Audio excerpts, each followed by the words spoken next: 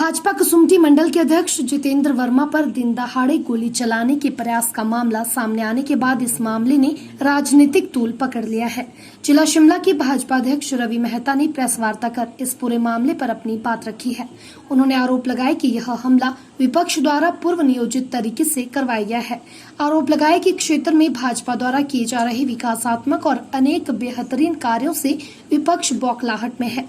उन्होंने कहा कि भाजपा मंडल अध्यक्ष पर किया गया हमला सीधा पार्टी पर बोला गया हमला है, जिसे कतई बर्दाश्त नहीं किया जाएगा। उन्होंने कहा कि विपक्ष जो यह खेल खेल रहा है, भाजपा इसे ज्यादा दिन तक नहीं चलने देगी और जल्द ही उन सभी को सामने लाएगी जो इस मामले में संलिप्त है। उन्होंने विपक्ष को नसीहत देते हुए कहा कि भाजपा सकारात्मक, रचनात्मक और यहाँ तक कि बहस के रूप में मंच पर जवाब देने के लिए तैयार है, लेकिन जिस तरह से विपक्ष जनता को मोहरा बनाकर राजनीति कर रहा है वह बिल्कुल गलत है। शिमला जिला के कसुम्पटी विधानसभा क्षेत्र के अंदर में 1 अगस्त को हमारी चम्याणा करके एक पंचायत है, उसका एक गांव है टिपड़ा बड़ोग, उसके समीप में भारतीय जनता पार्टी के मंडल अध्यक्ष कसुम्पटी के जितेंद्र भोटका जी पर बंदूक के साथ में हमला होता है। तो भारतीय जनता पार्टी जिला शिमला ये मानता है कि जितेंद्र भोटका जी पे हमला नहीं है, भारतीय जनता पार्टी के ऊपर में सीधा सीधा हमला हुआ है कि अध्यक्ष के ऊपर हमला होना, तो पीछे जो हमारी फौज है, हमारा ग्राम केंद्र का अध्यक्ष है, वहाँ हमारे त्रिदेव हैं, बूथ का अध्यक्ष है, नीचे तक में हमारा पन्ना प्रमुख है, हमारे नेता है, तो ये हमला जो है पूरे उनके ऊपर में हमला है, ऐसा भारतीय जनता पार्टी जिला शिमला मानती है। हम ये भी मानते हैं कि ये हमले जो हैं वो कोई अपने आप में नहीं होते हैं, ये पूर्व नियोजित है। जब पूर्व नियोजित है तो उसके पीछे में एक पूरी टीम काम करती है और उसका जो टीम का जो मुखिया होता है, उसका वहाँ का उस पार्टी का, उस गिरोह का सरगना है इन लोगों को शह देना और थानों चौकियों तक में रात भर तक में उनको प्रेशर करना, गाड़ियों में ढोके लाना, पीछे पूरी टीम रखना। ये कल शाम तक में हम 2 दिनों से इन्हीं खेल को देख रहे हैं। तो ये जो खेल है उनको मालूम है कि भी ये है, और क्योंकि हम भी उस सिस्टम से आए हैं, हम उस खेल को जानते हैं।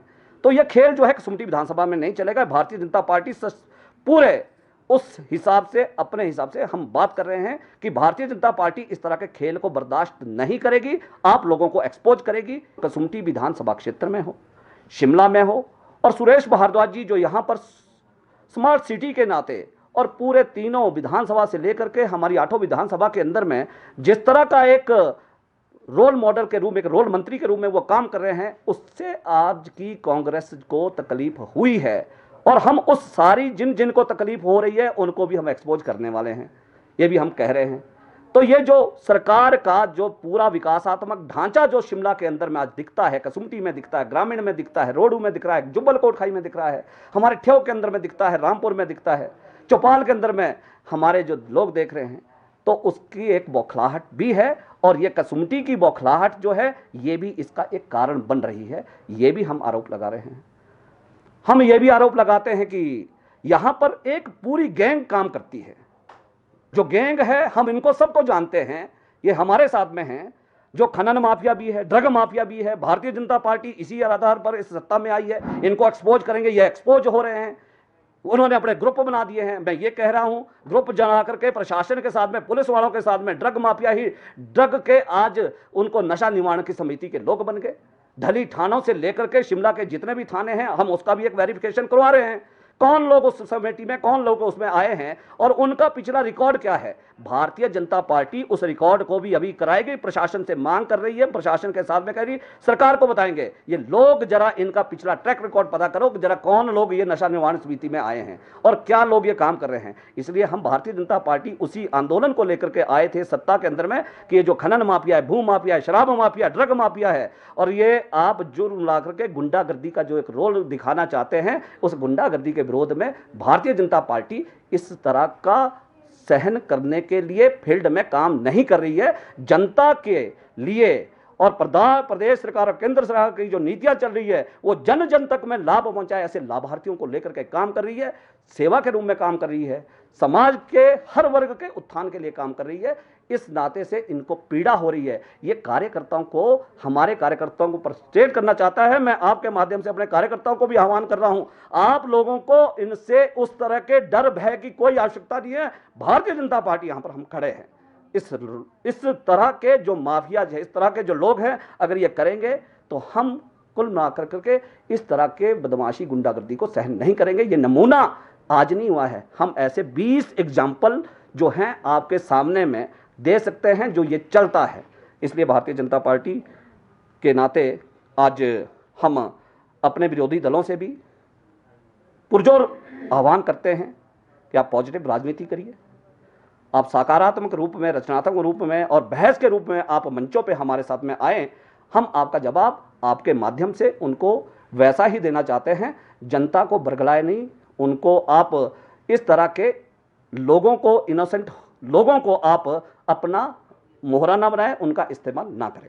वहीं भाजपा मंडल कसुमती के अध्यक्ष जितेंद्र भोक्ता ने जिन पर हमला हुआ है, उन्होंने बताया कि रविवार को वह पटगहर पंचायत में महिला मंडल व पंचायत की ओर से आयोजित वन महोत्सव में गए थे।